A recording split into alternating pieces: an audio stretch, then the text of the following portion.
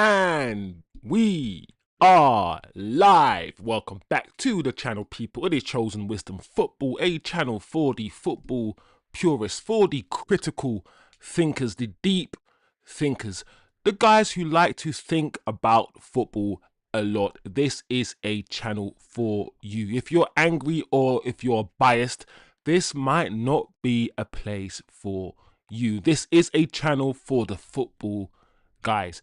And I hope everybody is having a great time, a great Monday. This, of course, is your Manchester United news show on a Monday evening. We have a few pieces of news to get through. As you can see, guys, welcome to the channel. Big up yourselves. Leave a comment, smash the likes, do all of those nice, beautiful things, guys. Big up on today's show, people. Yes, as you can see, Carrick has won Manager of the Month. He is the Premier League Manager of the Month. We're going to get into it. We're going to talk about Michael Carrick. What has he done right? Or maybe, what has he done wrong? How has he transformed Manchester United? Or maybe he hasn't. Maybe you might think it's a new manager bounce. Would you give Michael Carrick the job now? Or would you wait until the summer? Or maybe you haven't seen enough. Maybe you don't think he's good enough. All of these opinions, guys, make sure you leave these comments below. Make sure you leave your opinions. But Michael Carrick has won the Premier League Manager of the Month, and we are going to talk about it today. Don't forget, guys, this is a good period for Manchester United. We're in a good place as a football team right now, and we still need to be positive, and we still need to celebrate these things. So we're going to talk about that as well, part of the news today. Also, the news that we're going to talk about very quickly today is that Ligt, yes, you know, that defender that was injured about 3 months ago, and he was supposed to be only for a week or two. Yes, Ligt apparently, his planned return is in March, people. So we have information that his planned return is in March, which is a long time out. What will he be like? Will he be the same player? We don't know. So we're going to talk about Ligt. So we're going to start with Carrick. Some fun, some positive things about Carrick, about the team. We're going to mention Ligt. Unfortunately, we're going to have to talk once again about Jim Ratcliffe. The news is that the FA will rule.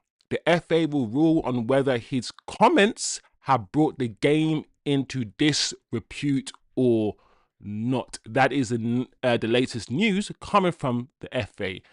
However, if his comments is judged to have brought the game into disrepute, the only thing they can do is give him a verbal warning. That's all they can do. So we're going to have a comment on that. We're going to talk about that as well.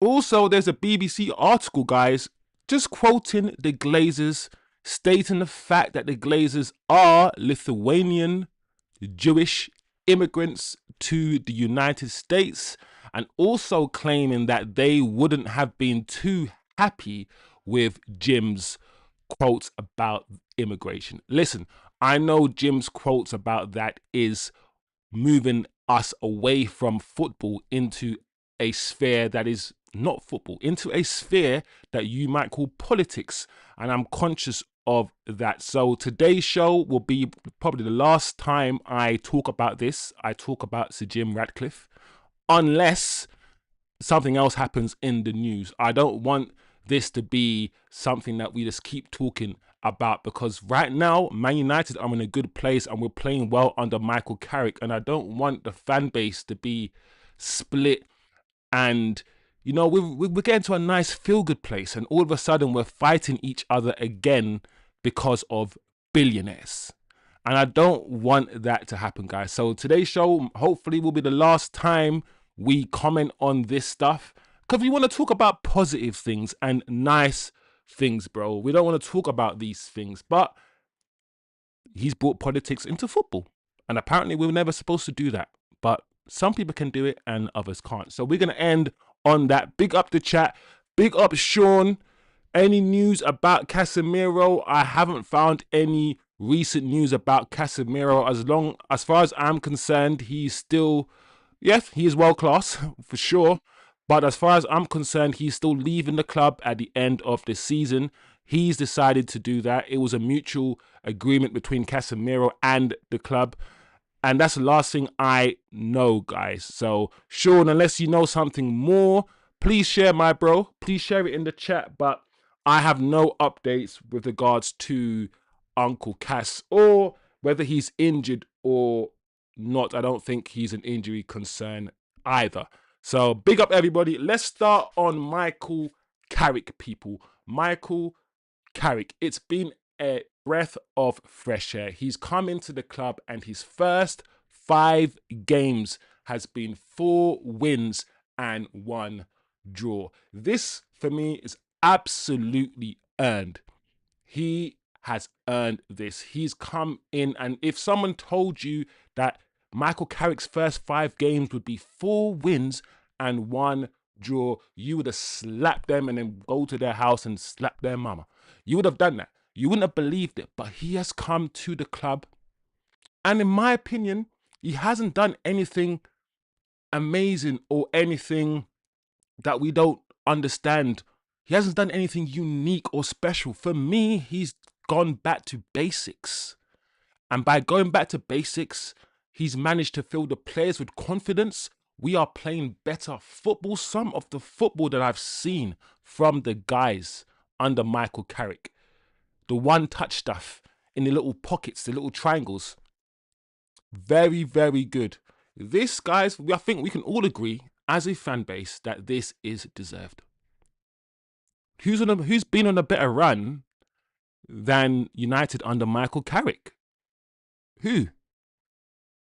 So the question now, as we begin to approach February, we are in February already, approach March and get towards the end of the season, the big question hovering over all of us is, will he get the job? Is anybody in the chat in a position to say, TK, whoever, yes, I'm going to give him the job at the end of this? Are you brave enough, confident enough at this stage after 5 games to be like, yeah, I've seen enough, give him the job?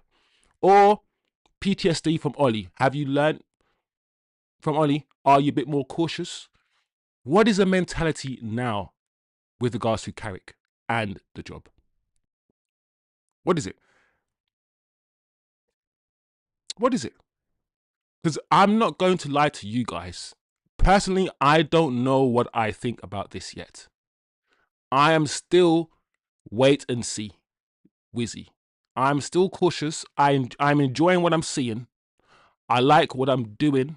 I mean, like what he's doing, should I say. But for me, let's wait and see until the end of the season. Because at the same time, I have seen game by game a small decrease in our performance levels. It's almost if every game we are slowly reverting back to type. The first game was the game that I've never seen us play like that before. Second game against Arsenal, we were incredible. But as the games under Carrick continue, I just feel like United are being tested differently, and there's a small deterioration in our performance levels game by game, and I want to see what happens next, especially after this 2 weeks break. So let me know, guys, what you're thinking about Michael Carrick. I think he will be a good choice for Ineos because he's a fan favourite. We love Michael just like we loved Ollie, so they can put him in front of us, get him to make us feel good while they continue to do whatever. So it will be a decent choice for Ineos, I think, in terms of the PR, if they kept Carrick. But would it be a good footballing choice? That's the question. I don't know. It's a question for the chat, for you guys, to give me your opinions, to let me know what you're thinking. But I think one thing we can agree on is that this is deserved, guys. Can we agree on at least on the fact that this was well deserved? Well done, Michael Carrick, a legend of the club. He came in, giving us something to cling on, giving us something to hope. So I feel good, guys. I feel good about United's team. You know, not Manchester United, the brand or anything, but the team right now under Michael Carrick, I feel good. Big up the chat. Let me see what you guys are saying. Big up Soulful Curl. Sean, big up Sean, my guy. Cass is definitely leaving, bro, says TK. Yeah, I mean, Sean, in an ideal world, for me personally, I would keep Cass for maybe 1 more year. Hopefully not pay him as much as we're paying him now. Bring in Anderson, bring in 1 or 2 midfielders that we want, and have them just train alongside Casemiro, because one thing that I've said that we can't replace with Cass is set pieces. We can't replace that. He's a beast at set pieces. And while we can replace his legs and all these things, we can't replace his know-how. Knowing what to do, when to do it, knowing when to attack, when to defend. That's experience that he's developed over 20 years. We need him to rub that experience off on our new midfielders that are coming in. So if he could stay for another year, not play one... Listen, we're going to be in the Champions League, hopefully, in FA Cups, in many competitions. And, I don't know, spread some of that experience. Make sure some of the youngsters, the young midfielders that we buy, absorb some of his experience and his know-how. That's what I would do in an ideal world. But I don't know, Sean. I don't know. What are you saying, Sean?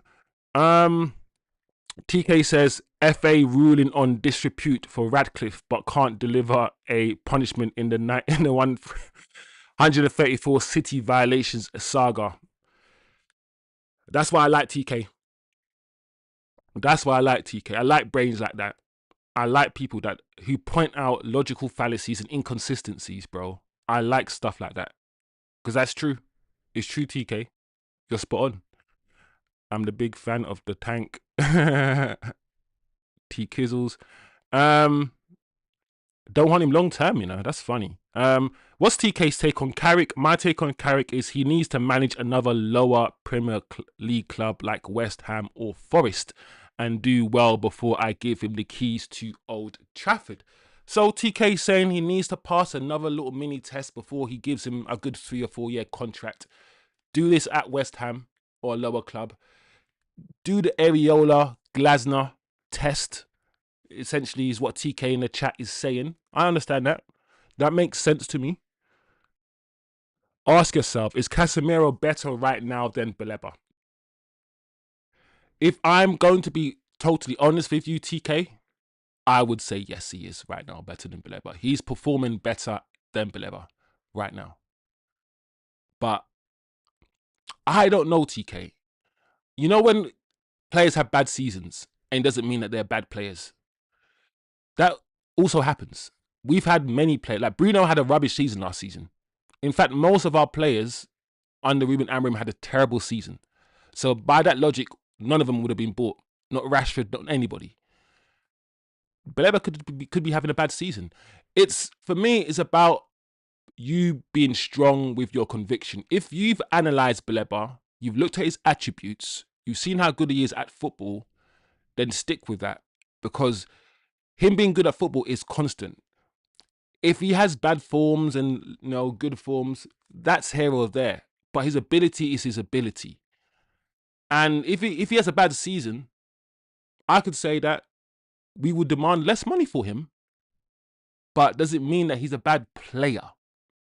That's his question. Does it mean he's a bad player? But I would agree, right now, if I had to choose, I would choose a Cass over Baleba.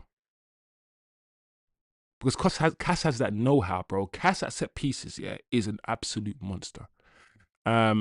Absolute monster. And I never knew before he came to the club how good he was, how dominant he was in the air. Absolutely insane. But Carrick, all I can say is well done. I've always listened. For the most of the time we've been together as a fan base, as a community, in this small little chat that we have, it's been negative, guys. It's been under Amorim. We've been losing games. So this little small period, yeah, where we're all happy and everything, let's enjoy it, guys.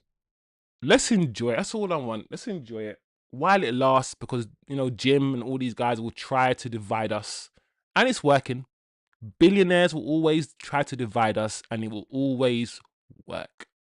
And I'll always pull my hair out saying, "Oh, it's so easy for them to do it." But we're in a good place, and I want the fan base to be united right now. So let's move on. You guys want to talk about Carrick? Feel free to keep having that conversation. Well done, Michael, man. Michael Carrick's one of my favorite players at United at the time, and I like what he's doing right now. What's TK saying? Big up Tim. Big up Tim in the chat. Big up Timmy. Timmy. Lower risk. What's T Kizzles? Wharton and Anderson are playing for crap teams and are putting in the effort. Bleber seems to be lost or giving up this season. Yeah. Nah, I hear you, TK. I hear you. A lot of people are the same with you. A lot of people have fallen out of love with Bleber because of the season that he's having, TK. So that comment is it's valid, and it's also true. I'm just holding on to the fact that young players like Bleber, he's only one year older than Kobe Mainoo. Like I said, if you had said this about Kobe Mainoo last year, he's rubbish, right? And all of a sudden he's good again. I've been watching football so long that I understand that football is rubbish one year, and the next season he's absolutely amazing. Especially with 21-year-olds like Bleber. He's a kid. We're forgetting that Bleber's not 23. He's young. So yeah, if Kobe, Garnacho, all these, even Cole Palmer had a shit season last season. If all these guys can have bad seasons where they don't turn up, but for some reason Bleber can't, then I don't know. But I understand your concern. And if the club went for Wharton and Anderson, TK, do you know when all three of them are good for me? And if the club went for 2 out of the 3, no matter which 2 it is, I think I would be content, TK. I think I'll be content. But big up T Kizzles. Always asking, always saying that very, very interesting things, making me think, making me use my brain, which is the whole point of this channel. The whole point of this channel. So big up TK in the chat. But TK, the question to you, okay, TK, who would you pick then? Out of the 3, I'm assuming you'd pick Wharton and Anderson, right? Since you mentioned them. Anyway, guys, what's next up on the list? The Ligt.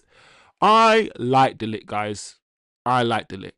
I think he's our best defender. He's not the best at everything. He's not the best passer of the ball. He's not the best at everything. But if you were to package all our defenders up into one, it would be De Ligt. In my opinion, he got decent passing range like Maguire. He's a tall and strong in the air, but then he's got a decent pace on the ground, faster than Maguire, but not as quick as Heaven or Euro. But he's got decent pace on the ground. He understands the game, reads the game well. I think he has been our most consistent defender over the last year. And I think he gets a hard time, guys. I really do. So the fact that he hasn't been playing for a while, I think, has damaged us. I know Maguire has come in, and Maguire's done well, relatively well, let's be honest. And so has Martinez. But we have missed De Ligt. In my humble opinion, guys. In my humble opinion, we have missed De Ligt. And I want him to be back. The issue that I know you guys are going to talk about, Tim, TK, I know you guys have said this before. And I think, once again, it's a fair comment, his injuries. He was supposed to be out for a couple of weeks, but now we've been told at least 3 months. And even Ajax, Juventus, he had injuries at Bayern. This sometimes happens. He's been playing football since the age of 17. He was captain in Ajax, I think, as a teenager, guys. He's played a lot of football, but his body was a concern for a lot of you guys in the chat before we bought him. So you guys did point it out, and we did talk about it, guys. So I don't know, guys. Once again, the floor's yours. The floor's yours. De Ligt returning. Is he a glass man? Is he a Luke Shaw? But at the end of the day, look at Luke Shaw. 1 game a week. Luke Shaw has found his bones. He's found his muscle, and his body hasn't broken down yet. So we just never know. Tim says we need someone soon to replace Cass. Wharton is not a DM. He lacks some physicality. The thing about Casemiro is not. Casemiro is weird because I would regard Casemiro as a box to box. Like DMs now, when the DM role is either done by a Carrick, Busquets, Xavi type, i.e. a passer of the ball, i.e. Wharton, sits there passing the ball around, or the DM sometimes is the Kante, is the aggressive Roy Keane, is the Gattuso. So I feel like we have two DM types. And I see some systems where the Pielo, right, is the base. The Pogba and the Vidals are the box to box runners. So in terms of DM, Tim, I would say Wharton could sit deep and pick the ball up from the back four, but you need someone physical like a Baleba next to him or an Anderson. I feel like teams play with two types of DM. Like I said, there's the Rodri DM, and then there's the DMs. The traditional DMs that you're talking about are not DMs anymore. If you look at what Rice does, Rice is the box to box. Zubamendi's a DM. Rodri's a DM. The physical one is the box to box. So, do you understand what I'm trying to say, Tim? Depending on your system, you could have a what do you call them, registra, a passer, a deep line playmaker, who did Ten Hag want? A De Jong. You could have a DM in that mode, right? A passer of the ball, a Xavi, and have the Baleba a box to box physical presence. So, yeah, we can change up the team. Better don't touch the midfield. It is good enough and just need to buy backup player like Tonali. Sean, is Tonali going to... Well, how much is Tonali going to cost, Sean? And is Tonali going to play backup? I mean, Casemiro is leaving. So he's gone at the end of the season. So we need to buy someone to play with Kobe Mainoo. That's for sure. Tim says, if we're in Europe, we will need 2 Casemiros. TK says, of the 3, 1 Wharton, 2 Baleba, 3 Anderson. TK. All right, T Kizzles. I hear you. Wharton comes with Glasner to United. Oh. Baleba is still good. Anderson has high... I like Anderson though, TK. I like this kid. Thing is, TK, like I said, if you give me 2 out of 3 of them, I'm not going to cry, bro. I'm going to be like, cool. Thank you. Anderson will cost 100 million. I don't understand that, TK. It helped me understand 100 million. These midfielders, bro. Michael Carrick was costing us 17 million, bro, like 15 years ago, and now we've got to spend 100 million on Anderson, bro. It's absolutely insane, the marketplace. Yeah, it would help if we knew what style the new manager wants us to. Yeah, you're right, Tim. But it's all hypotheticals, though, right? We're all of us are just thinking, speaking hypothetically. We need to know what, because also, I feel like midfielders now, if you look at Newcastle's midfield, guys, I've said there's no clear DM. I think Bruno Guimaraes is, if you had to pick one, he's the DM. But out of the 3, Tonali, him, and Joe Linton, if he plays, they're all physical box-to-box players. I feel like some midfielders contain 3 physical box-to-box players that rotate. Baleba sits, Anderson goes forward. Anderson sits, Baleba goes forward. Or Wharton sits, Anderson. Do you know what I'm saying? Anderson might sit, because Anderson can sit too. And Wharton might go forward for a little bit. You know? Anyway, I'm just getting excited, guys. I'm just getting a bit too excited. TK says, if I'm Maguire, I would point to delete injuries during negotiating with United. I'm on board with Harry at a discount. Listen, I'm not against that, TK. Harry Maguire was somebody that we tried to get rid of 2 years ago, and we tried to throw him at the club. He dug in with his claws, and now he's starting. He's starting again. His cycle. He's starting again. He's first choice all over again. listen, as long as he keeps keeping clean sheets, as long as we don't see the Maguire he's doing last minute slide tackles and conceding us penalties, because we're forgetting that he did that. And on another day under Amrim, if we weren't scoring goals, if you were not a team that was scoring goals right now, that penalty would have cost us. But fortunately, we can score goals now, and that penalty didn't cost us. So we're not gonna do the Maguire is perfect thing, because literally he conceded a penalty just the last game. But right now, we have to be honest, guys. Maguire is playing well. That one mistake doesn't mean he's not playing well overall. So yeah, I'm not. Yeah, I'm with you guys. I'm with TK.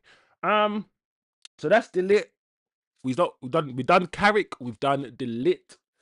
All right, the quick one. FA. This is just a quick mention. TK's already spoken about this in the chat. The FA are still considering to rule on Sir Jim Ratcliffe immigration comments. At the end of the day, he is a football owner, so he still comes under the remit of the FA with regards to what he does and his conduct. And as a football owner, he spoke about something that hasn't nothing to do with football.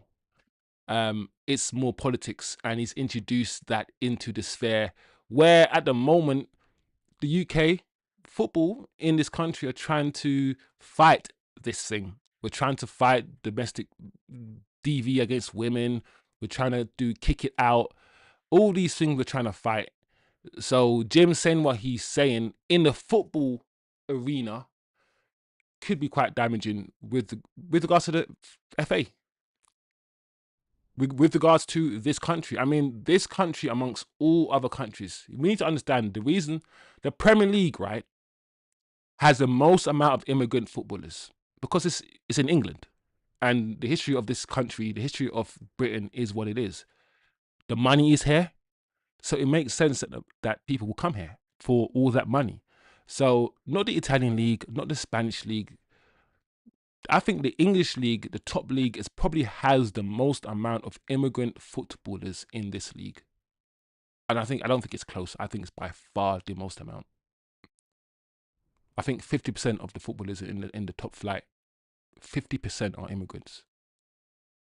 So we just need to be careful, and the FA needs to be careful when, I guess, owners are commenting on stuff like that, because it will damage the FA brand, the football brand. If you are a Man United fan right now in Nigeria, for instance, and you hear those comments, we need money from all over the world to fund the football club. So very, very interesting. But yeah, what's gonna happen? The worst that's going to happen is that they'll send him a letter saying you've been naughty. Please don't do it again. That is the most that they can do anyway. So some of you guys will be like, this is a non-story. But the next one is also quite an interesting story. And it's not nuts. We're to the next story, and all we saw is nuts on the screen. All right, the last one that the story is forgotten, the BBC article. So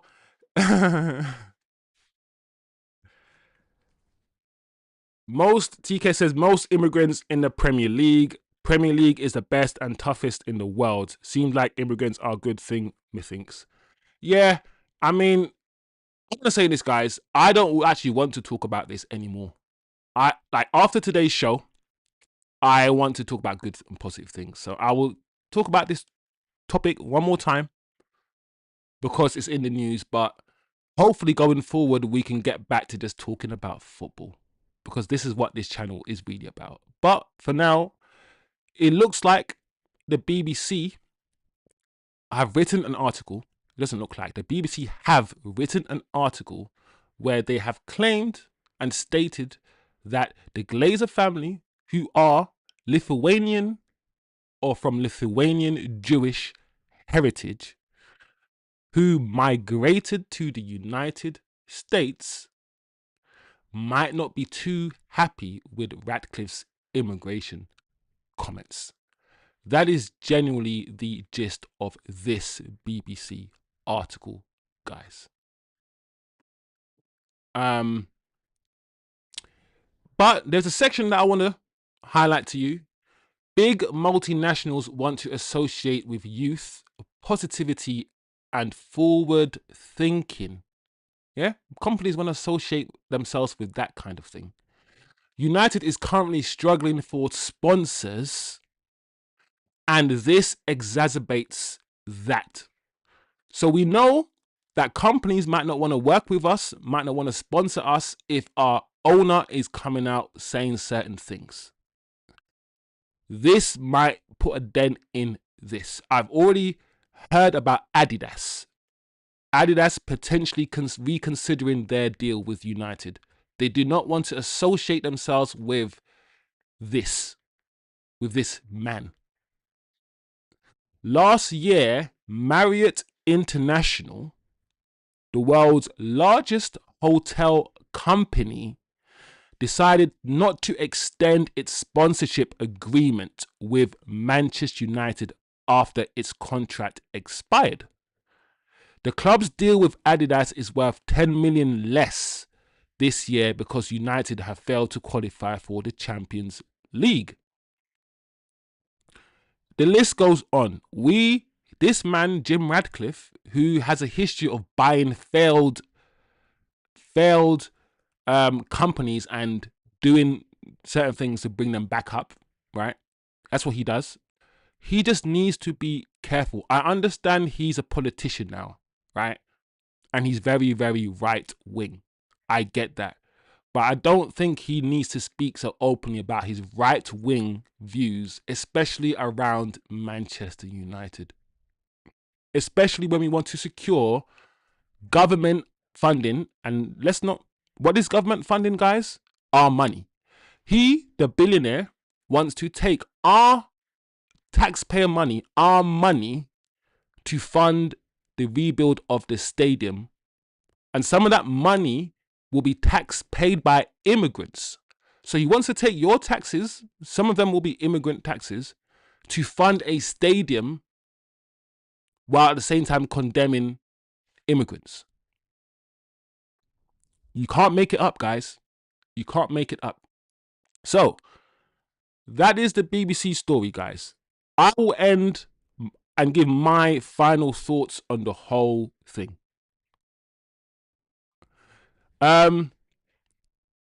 Radcliffe has become our disgrace to the club. United Games should have Led Zeppelin's Immigrant Song as the entry song for the players.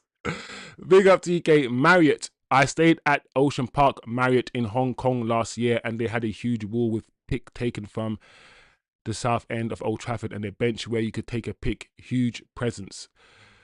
Interesting, TK. Very, very interesting, T Kizzle. I'm going to end, guys, by showing you the video that I posted a few days ago, guys.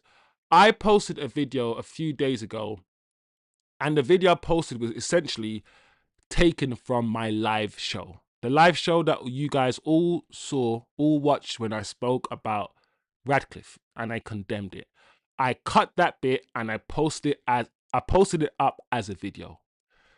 Guys, my lord.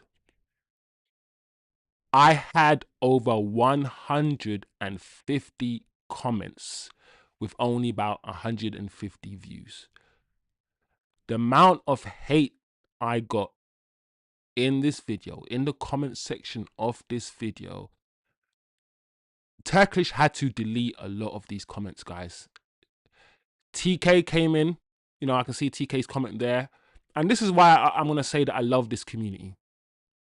You guys supported it. You guys supported me. Well said. But so many people came on the comment section to say that they agreed with Sir Jim Ratcliffe. So many people we had to delete the comments of. Also, so many bots, guys. The amount of bots, I think half of the comments were bots. I've never received so many comments on any of over 150. I've never had that in any of my videos, guys. Any of my videos. So that surprised me. It shocked me. I think YouTube, because so many of the people commenting are right wing, are racist, are negative, or they don't believe or don't like what I'm saying, YouTube and the algorithm seems to be pushing my video to those people. The people who are triggered by what I'm saying, i.e. the ones that are leaving the comments, and therefore YouTube are thinking, oh, this video is getting interaction from these types of people, so let me push the video to more of these types of people. So what's happening, it seems, is just rage bait. My video is being sent around to the right wing as some sort of, or being pushed by the algorithm to the right wing as rage bait content for the right wing. And you're seeing, and I've deleted some of the crazy stuff, and I've seen Saeed TV, I've seen some of the, let's say, the black or brown content creators in this space, and I've seen some of the trolling. I've seen some of the things that they get. So all I'm gonna say, guys, is welcome to YouTube. For me, Chosen Wisdom, welcome to this YouTube world. I need to be able to take this stuff. I'm gonna be called all sorts of stuff. I'm gonna be called all sorts of names now, and I'm gonna be dragged by some people now. But it's a life I chose. I'm not saying this for you guys to feel sorry for me or anything. It's just the world that we live in, and I'm just pointing it out there. And the reason why I'm also pointing it out, guys, is to say thank you to my community. Because now this becomes a safe space for people to say whatever they need to say without this happening. And I'm not going to be coward, and I will not be silenced. So whenever I feel to say something, I will say it, even if I'm going to get this level of trolling, this level of response, guys. I'm not going to, because that's what they want. Everyone believes in Ratcliffe. Everyone agrees with Ratcliffe. Go back to your country. All these things. I'm like, cool. I think most humans, most people disagree with Ratcliffe. I think the silent majority do, the 25% potentially. I think most humans are decent. And I will say one thing, guys. Nobody wants open borders, bro. I think we could all agree, and we don't need to be racist to agree with this. This is just normal human beings. I think we can all agree that every country needs an orderly and functioning immigration system. Nobody in the world wants their country open to everyone and anyone. We want there to be a system to determine who the wrong guys are, the bad guys, and who the good guys are. We want the system to determine that. Everybody, there's nobody who wants an open board. That doesn't exist anywhere. That's insanity. So I think we can all agree, just to finish this whole thing off, guys, that everybody wants a very strong immigration system where we just don't let anyone in. You have to pass some, you've got to do something, show something, whatever it might be, right? But listen to what I'm saying very, very carefully. Man United were unified over the last 5 games under Michael Carrick. We were in cloud 9. All the fans were singing from the same hymn. We were protesting the other day, at Fulham against Ineos and the Glazers. And what's happened? What has happened is exactly what I say happens. A billionaire has managed to divide the fan base. A billionaire has managed, the billionaire that we're all, protesting against the other day against Fulham, he stood up and he's managed to split the Man United fan base, divide us, which is his job, between people who agree with him and people who don't. We're going to fight each other as he wants. And what happens when it happens? We're not looking at him. It's such a simple divide and conquer mentality. It's so basic, but it works constantly. Every election, there's going to be someone standing up saying, by the way, I'm rich. I have all your money. I have all the wealth in my back pocket. But your problem is the person who's poorer than you. That immigrant over there that just wants a bit of that pie. Who just wants a bit of that pie. He's the problem, not the person who is holding all the pies. It works always. Another way to look at it is this, guys. Imagine there being 100 people and 100 apples. We can all have one apple each. Cool. Socialism, maybe. You can call it that. But then one person says, fuck it. I'm going to take all 99 apples and I'm going to let the 99 people who are left fight over the one remaining apple.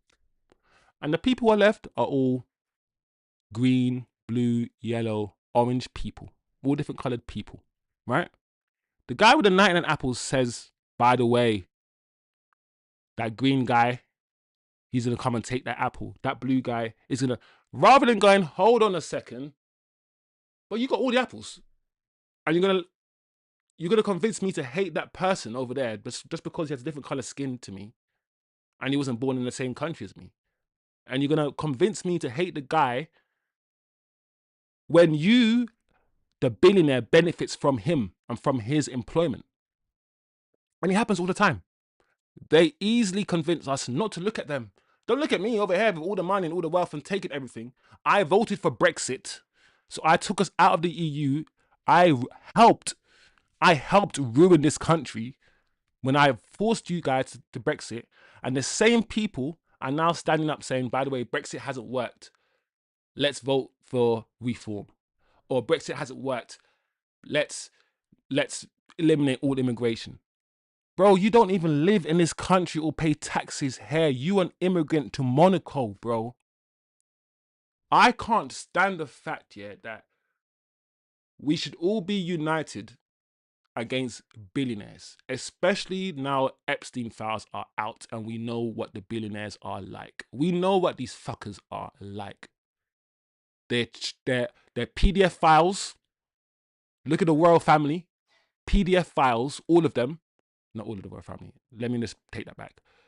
PDF files always are wedding little girls and boys doing anything they want with their billionaire friends. We know what these guys are like. So why do we defend them? Why in my comment section am I seeing so many, without billionaires, you would have more money. There's no billionaire in the fucking world that becomes a billionaire by themselves. Every billionaire on this fucking planet becomes a billionaire by government contracts, bro. Ask Musk, ask all of these guys. Our taxpayer money that we give to our government will then be given to these corporations. Or look at the PPE scandal in the UK when the Tories gave away all our money to all of these companies who were supposed to design PPE stuff. It happens all the time. Governments siphon money to individuals and become rich and then stand up. Then you have people saying, oh, self-made. Bro, a billionaire cannot become a billionaire without employing people. He's not self-made. You cannot become a billionaire without the infrastructure of the country that you live in, without trains, without your doctors, without your public schools to educate the people that work for you, without the NHS, without all of these things, all of these structures, you cannot become a billionaire. You need the country. You need the people. It is never self-made. That idea is dumb. If that billionaire was living on this planet by himself with no other human beings, would he be a billionaire? No. The worship of the rich, especially with the Epstein files, especially if you're religious and your religious book tells you that rich people will never go to heaven, but then we worship them. It's sick. And you know what? I was never supposed to be this passionate. I was supposed to just have literally 1 minute talk about it. But look what it's done. Look what I'm doing. So, just to conclude, I don't want to talk about this again. I've told my chat and my community that, listen, when it comes to football, we might have very similar views. But when it comes to the world, I have very, very anti-capitalist views. I am an economist and a financial advisor. My job, what I do for a living, is sit in front of all of these types of people. I talk to them constantly, every day I have these conversations with these rich guys, and I tell them how to become richer. I give them advice on where to put their money. I build investment portfolios. I understand this world. It's all BS, bro. But I understand it. So that's it, guys. That's it. To conclude, whenever someone, a billionaire, a super rich billionaire, tells you to hate somebody, or speaks or tries to divide us, because that's what he's done. He's trying to divide the fan base. And the conspiracy theory is this: Labour might not help with the stadium now because of his comments, right? Why would you build a stadium for a racist? Doesn't make any sense. And he might use that as a way to bring reform in, because reform UK might then say, cool, when we get into power, we will give you the funds for the stadium, which then will make Man United fans vote for Reform, a far-right political party. And if that happens, we are fucked. We spent 14 years with the Tories, who are right-wing, and they fucked us. They made the billionaires richer, they made the rich richer and the poor poorer. And we're fucked because of the right-wing. We now got one left-wing party for 1 year, and the right-wing media have crucified him. Voting for Reform again after this, even more to the right, good luck. What I'm saying is good luck. So let's not talk about politics again. I want to put the line in the sand after today. Jim introduced it, and he's given me that little vim to now say what I need to say. Yeah, I could talk about this for days. This is my comfort zone. This is how my brain works. The economics, geopolitics, finance, and humanity and psychology all wrapped in one. This is my zone. This is where I am comfortable, just like I'm comfortable in football. So I could sit here and dissect shit for days. But we will draw this line in the sand today. Yeah? As a community, unless Sir Jim is going to keep banging us over the head with it, let's not talk about it again. Unless you guys want to talk about it, let's draw it in the sand, stick to football on this channel, and be happy. Yeah? That's what I want to do. Because at the end of the day, guys, I don't want to feel this riled up. That's what he wants. It's so annoying. When I tell people, how do you feel? Your feelings are not your feelings. Your feelings have been put there by someone else. Someone has stood there, said certain things to put a emotion, to get you angry, to get you fired up, to get you riled up. So once you're emotional, you're not logical. If you're filled with all this emotion, you can't think straight. So once you're filled with all that emotion that's been put there by the higher ups, you're primed to then vote against your own interest. Someone else can say, cool, you're angry at immigrants. That's the most important thing for you. Go and vote for reform on this one issue. Yeah, it's easy.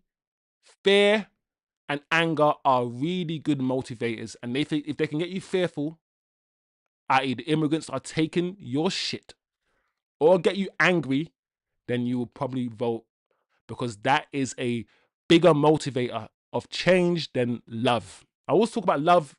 It's easier to love than it is to hate. But hate, it's easy to generate hate from somebody.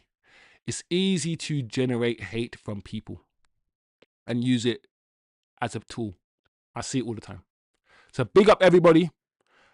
That is all I'm going to say. I'm sorry for speaking so long about it, but I just want to get it off my chest one last time because of all that stuff I'm receiving now, guys. And I'm going to keep receiving. The video's up, and I'm not going to take it down. So I know I'm going to get more comments, and it is what it is.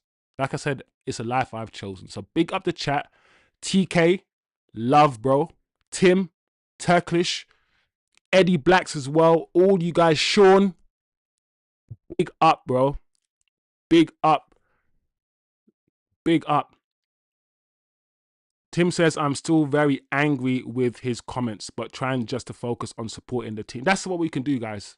Support. That's why I say I will support the lads. I'm going to support Carrick. I'm going to support the team, and we're going to be happy. Forget Jim. forget Ineos. Like, as much as I'm vexed at Ineos and vexed at Jim, I will keep saying, I will keep being fair. Ineos have done some good things. So even though I'm angry at Jim, I still have the ability to think and be like, cool, I'm angry. But Ineos have done some good things. We have to admit, they've made some good signings. So let's keep moving. Today's MVP is Tim. He's officially back. Yeah, Tim, it's been a while, man. You ain't jumped in a while, but Tim, it's good to see you, my guy. Like I said, I needed this. We all needed this, and I needed this day. I needed this news day. I needed a conversation with my chat. I needed my community today to remind me that not everybody out in this internet space is a prick. I needed you guys to remind me that, listen, there's some decent people. Black, white, green, blue, yellow, orange, it doesn't matter. There are some good people and some just decent people in this world, like my community, like my chat. So big up Tim. Let's go above this immigrant thing. Listen, like I keep saying, we do need to manage immigration. No one can discount that. We do. That's true.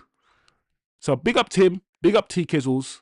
Carrick, manager of the month. Take a bow, son. The next game is Monday the 23rd. So this time next week, we will be playing, I think, Everton, guys. Is it Everton? Let me double check, guys. Everton is our next game next Monday. It's not going to be an easy game. We got beaten by 10 men, Everton. And we're playing away from home. So another tough test, just like the West Ham game. But we need a unified fan base. And we were unified. We were going to the stadium and we were saying Ineos out. We were saying Jim out. We were saying all these things. And now all of a sudden the fan base seems to be divided all over again. Anyway, guys, the camera's gone. I don't know if you can still hear me. But that's the end of the show. Big up yourselves. Make sure you smash a like. Subscribe if you're new. Share the video. If you guys can go on the previous video and smash a like on the previous video that's been uploaded as well. Because at the moment, you know, it's been trolled. It's been trolled out of existence. So if you guys can support that other video as well, that would be appreciate them. Yeah, the Everton, we owe Everton one. We owe Everton a good hiding. A very good hiding. Big up yourselves. We will talk again on Wednesday. Have a beautiful evening or day, whatever time of the day it is for you. And we will meet here again on Wednesday. Big up yourselves and take care.